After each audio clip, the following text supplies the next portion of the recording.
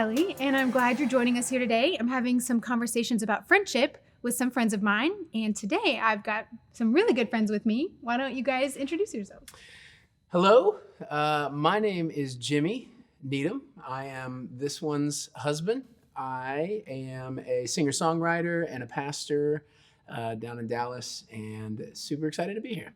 Yeah, it's a little weird to have this role reversal right now. It's kind of awesome. I'm normally, on your stuff. Yeah, I know. So. I love that you hate this moment too. I do. Yeah, Yes. it's great. And I'm Trip, and I'm Jimmy and Kelly's friend, and I'm a rapper and an author and a pastor in Dallas. Awesome. yeah, man. Yeah. So, and you guys have known each other for probably almost 10 years now. Somewhere Over. around there. More? Yep. Yeah, we've known each other so long, in fact, that we first connected on MySpace. That's right. On MySpace. Yeah, Classic. It's a little embarrassing. It is. I kind of wish I wouldn't have said it out loud. Well, and I just want to establish that he reached out to me I did. to begin. So there I you go. just- And that just tells you a little bit about our friendship Yeah. and Jimmy's insecurities. We met on MySpace. My wife knew his music. She told me about it, and I reached out, and we were like-minded, built a friendship. Yeah. Yeah. Yeah, that's great. Yes. Well, part of the reason I wanted to have you guys here today is because I see in you, sweetheart, and in both of you guys, you do a really good job of building friendships with people in a lot of different circumstances and scenarios with a lot of people who are different than you. And I think that's something that's hard for us nowadays, is to find friends who are different than us. There's kind of this whole find your tribe, find your people, and kind of stay with them, find your squad. And what I want to talk about today is how we can build friendships with people who are different than us, what the hindrances are to that, and what it requires maybe for us to do that. So why do you guys think it's important to build friendships with people who are different than you?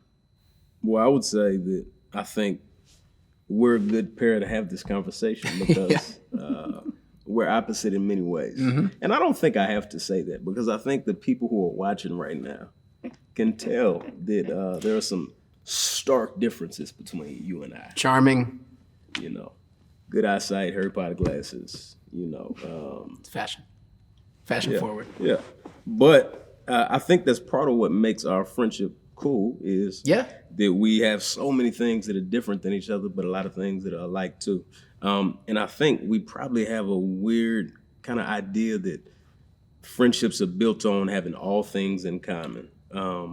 That is, we can't really have close friendships if we have a lot that's different than people. But I think that's sometimes part of what makes friendships special and encouraging, ways that you can encourage others and ways others can encourage you. No doubt. Yeah, I think that when it is just sort of monolithic and equal on all fronts, I find that personally just a lot less interesting. You know, I've learned about basketball from this man right here. I did not know that was a sport, and it turns out it is. And I've learned about bowling and badminton. Both sports, by the way. You probably think I'm just coming up with ridiculous examples to make them look bad. Those are real things that Jimmy has talked to me about and tried to get me to be interested in. That's true. Both of those things are true. But yeah, I do think our friendship is a great example of that, and it works. And I think that there is, I think even just when you look at the Bible, even when you look at eschatology, like there's just such an agenda in the heart of God for Define eschatology. study of end things. So when you look down the corridor of history, you're looking into like when Jesus is back on the scene on earth, new heavens, new earth, that whole thing. It is a picture of diversity and unity, you know? And so it's cool to have little microcosms of that. I think it's very biblical. I think it's very picturesque of what's to come, that we, especially as Christians, can be people who go, no, I can be cool with you, I can be cool with you, and I can be cool with you, especially in the context of Christianity, because in some ways we have the most important things in common, and the things that we differ on actually tend to sweeten our dynamic, which has been really great. Yeah. Wouldn't you say too, those differences actually are part of what God uses to shape us, to challenge us, to force us to grow a little bit? Yeah. Well, I think, and I think a great example of this is just kind of looking at our the zeitgeist right now, kind of the spirit of the age when it comes to everything from politics to just worldview to all that. I mean, it's definitely the appeal is to always kind of keep yourself in an echo chamber of your own views. I think it feels safer. Yeah. I think it feels less threatening. I'm not going to be poked at, and being poked at and having alternative viewpoints demands something of me. It demands that I think critically about why I hold to what I hold to. So we have great conversations about different things in politics or those sorts of things where we don't always see eye to eye on them. But because we love each other, because we're friends, we have this amiable way of getting to hear each other's viewpoints, consider each other's perspective. And I know for me, at least, in our conversations, I always walk away feeling challenged, feeling like I have a better sense of my own position, or I can now have more empathy for an alternative position that I didn't have before. You know what I mean? Yeah. I think sometimes when we try to just gather friends who maybe agree with us on every single thing or exactly like us in every way, we are, I think, necessarily stunting our growth in particular areas, because it just means we're never going to have interaction with somebody who thinks differently than us. And so that could even mean that it's someone who thinks differently than us and we're not persuaded by what they think, but there's still value in better understanding what they think, because even if you want to persuade them, it's hard to persuade someone when you only demonize them from afar. But the more you actually understand how somebody arrived at, so there's so much value in interacting with people who think different than you on different things. And I think, like you were saying, zeitgeist is a word you used. I'll look that up later. But even in how we put our social media together, it's almost like a cable subscription where you can choose, I would like to hear these views. I don't want those, so I'll leave those behind. And we can kind of just build this bubble of a world where we never interact with anyone who thinks differently than us. That's not good for our own personal growth, and it's definitely not good for our ability to help other people grow. Yeah. So I think so many biblical commands, both for our own growth and to think about others' growth, demand that we spend time with people who are different than us in different ways. That's good. Yeah. Then what do you think it requires then for us to pursue those friendships? Because this is all fine and good, us just talking about it right now, or somebody who's watching this is like, cool. Yeah. It's a different thing to then go meet somebody or try and befriend somebody who's different than you, maybe on some really fundamental things, even maybe different faith views, maybe a different value system or worldview, or different sides of a political spectrum. And trying to just across the dinner table have a conversation can feel intimidating. So what are some things that it requires to build that friendship in a healthy way? There is a unique distinction that I think believers have and feel and experience befriending folks who aren't Christians. There is a unitedness I'm going to have with my brothers and sisters in the faith that is not replicable outside of the faith. But and I just want to make this distinction, but it doesn't mean that we can't have meaningful friendships outside of the context of the church, outside of the context of other Christians. That being said, I have really wonderful friendships with folks outside of the community of faith, outside of Christianity. And as I've thought about what makes those work, a handful of thoughts came to mind. I was thinking about it this week. 3 things came to my mind: curiosity, courage, and kindness. Curiosity, because I'm coming to a person with a different set of values, different worldview, that sort of thing. And I've found it so helpful in moments where I'm not with a like-minded person, especially in big issues, to come curious, to come going, man, I actually want to know why you hold to that view. I want to know how you got to that position. It's a really loving thing to come that way too, versus it's a lot less threatening too for the person who's about to open up to you, who they might look at you and think you're an enemy. Yeah. And for you to come up with that. Yes. Yeah, curiosity definitely drops some of those walls down. And I found that to be true in my relationships.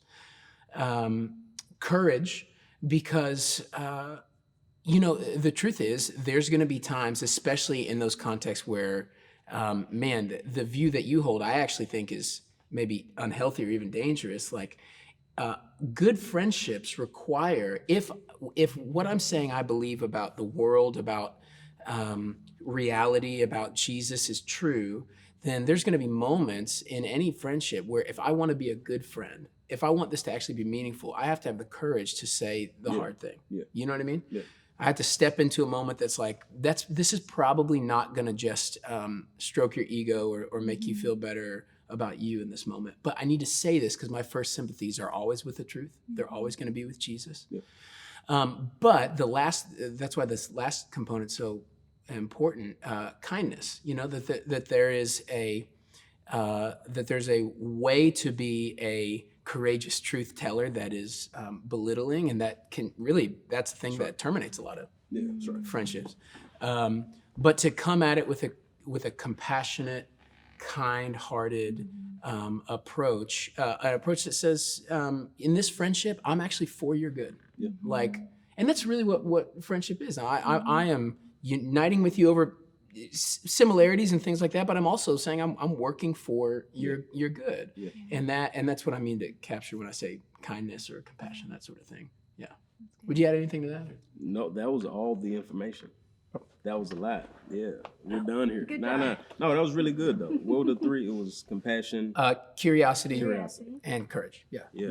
Mm-hmm. I think all those are really good. I was just looking at James chapter 1, where James talks about us being quick to listen and slow to speak. Mm-hmm. And I think if we meditated on that and we tried to apply just that command when we were having discussions with people we disagree with, I think we would do a much better job of loving our neighbor. Because so often when we're having conversations with people we disagree with, we're listening only so we can quickly respond and prove somebody wrong. And even if you know, or you think you disagree with someone and you think they're wrong, if we decide, I'm going to be quick to speak and slow to listen, I just want you to know, we're just killing our opportunity to be able to actually speak into people's lives. There's a reason we're called to be quick to listen, slow to speak. And I think if we think the only value we can have in a conversation with someone who disagrees with us is proving them wrong, then we've gone into the conversation wrong. Because then our heart is bent to try to win debates instead of to win people, or to win debates instead of to love people, or to win debates instead of understand people. None of those things. Winning a debate, there's no merit in that by itself. Right. The only way that winning a debate actually has some value or use is if it allows you to obey other commands Jesus has given us, to love our neighbor, to build up our brother and sister, to point someone to the truth. Yeah. So I couldn't agree more with all of those things. I think that's the kind of heart posture. But I think we want to think about our heart posture when we have these conversations. I think we want to turn away from the way that we've started to have conversations with people we disagree with on the internet. So if you would like to know where not to be trained to have these conversations, Twitter, you know what I'm saying? Yeah. Where we just take a nugget of what somebody says and we try to destroy their whole lives based on it. This is the opposite of what Jesus is calling us to do in conversations with people we disagree with. We want to be quick to listen and slow to speak, and we want to be laboring to love them like Jesus called us to. Yeah. So this isn't just a good idea, well, that would be really nice, but I think we see Jesus in the Gospels and other parts of the Scriptures pushing us to build friendships with people who are different than us. That makes me think of the parable of the Good Samaritan that Jesus tells to the Pharisee, who is asking, who should I love? Tell me, love my neighbor, who's my neighbor? And instead of being given a category of people to love, Jesus tells this parable where really the good guy in the story is the one least like him, that maybe the Pharisee would have thought of as his enemy, the Samaritan who really shows himself to be a good neighbor. And I think that's something we're at risk as Christians of becoming like the Pharisee, that we're actually not well known for reaching across barriers and being good neighbors to people who are right in front of us. Yeah. And that's something that we hopefully should all care, those who love Jesus, we should care to change the narrative about ourselves. What are some ways that we can do that? I think sometimes if we'll think back on how our walk with Jesus is going over the past few weeks, maybe we'll think about the first commandment. Maybe we'll think about, am I loving God? I'm my heart, mind, and soul. I've been reading my Bible. But we forget that Jesus says, and the second one is like it, to love your neighbor as yourself. We forget that in 1 John, John connects our love for God with our love for other people. And so I think if we don't let ourselves off the hook by thinking that loving neighbor isn't a serious command, it'll help us to do that. And if we remind ourselves that even just in the parable of the Good Samaritan, Jesus is rebuking him for feeling like there's some test he needs to go through to figure out whether or not someone's his neighbor. I mean, what a strange question to ask. Just like, hey, love your neighbor. But who qualifies as a neighbor, though? It's the kind of question we wouldn't say out of our mouths, but that we do in our heart all the time. We're always looking for who are the exceptions to this rule that's supposed to be there. And so, the way that Jesus lays this out, I don't think we should have categories of people in our mind who we're not called to love as our neighbors and who are like off limits for us in terms of building. So this means that you should build friendship with your neighbor who doesn't know Jesus, and you should build friendships with your Muslim neighbor, and you should build friendships with your gay neighbor. And this means that you should build friendships with your white or your black neighbor. You should build friendships with your Republican and your Democrat. Like, you should love your neighbor, and you should build these relationships in ways that Jesus pushes us to. And so that we can, if we're afraid of building them across those lines, we're just not going to be able to obey this kind of loving neighbor language that I think Jesus gives us. That's good. Yeah. And I think it's interesting that the command is love your neighbor, which in reality, what does that word mean? But just a person nearby, the people who are right in front of you, instead of picking and choosing who we want to love. Who's right in front of you, literally, your physical next door neighbors. Doesn't matter what background they come from, what views that they hold. God's calling you to love them. And that's really hard. So I'd love for you guys to share too. What would you say to somebody who's maybe watching this and thinking, I'd love to do that? It sounds super intimidating, or I feel nervous about that. I don't even know where to start. Or maybe the person who's watching and they're trying to walk that out, but it's hard and it's maybe discouraging. Maybe they've hit some roadblocks and they're going, man, I've tried that. It hasn't worked for me. What might you say to somebody who's in that position? Yeah. One of the things that came to mind is a quote I say a lot because it had such an impact on me. A friend of mine who was a pastor here, they had just adopted a child from Africa, older kid, and it was just a difficult thing. We were in the middle of our adoption. I was asking him about it.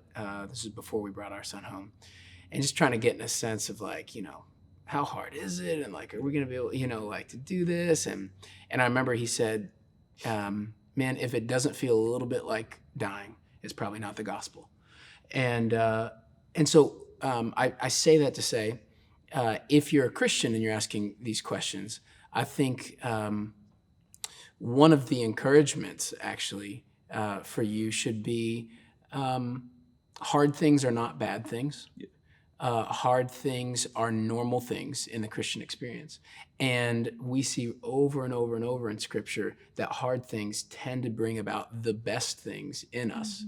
They tend to bring about change in us that we want to see. So if you're not regularly engaging with things that go against and push against maybe your default impulses in your flesh, you're probably not growing a whole lot. And this is a great space to lean into some of those, because it's having friendships across varying viewpoints and preferences and all that is a means of grace for you, for God to shape you, make you more humble, make you more patient, make you more empathetic. It's working for your good if you'll lean into the hard. Yeah. And it's, man, those are opportunities to show off what Jesus is like. That's that right. You don't have when everyone's like you or when it's not hard. It's opportunities to be like Jesus. And, say you have a friend who y'all disagree strongly on something, and you'd like your friend to change their mind about it. And you're clear about that. Because I think what we'll do sometimes is we either will pretend like we don't think it matters, or we'll just kind of press in. If they don't agree, we're done. I think it is an incredible example of what it looks like to love like Jesus. We're like, hey, we disagree on this. I'd like to persuade you otherwise. But my love for you isn't contingent on you agreeing with me with this. If we disagree, I will continue to love you. I'll continue to walk with you.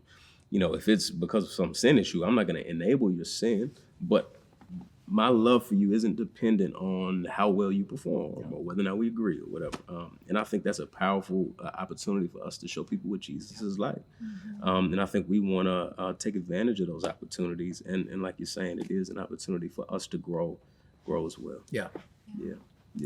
Well, I hope this has been encouraging to you today and challenging. I think this is really hard to have and build friendships like this, friendships with people that are different than us. And it requires that we lean on the grace that God provides. And he has a lot of grace for us in this. And I think it's a good challenge and a good word for us to do that. So thank you guys for being here with me. Thank you.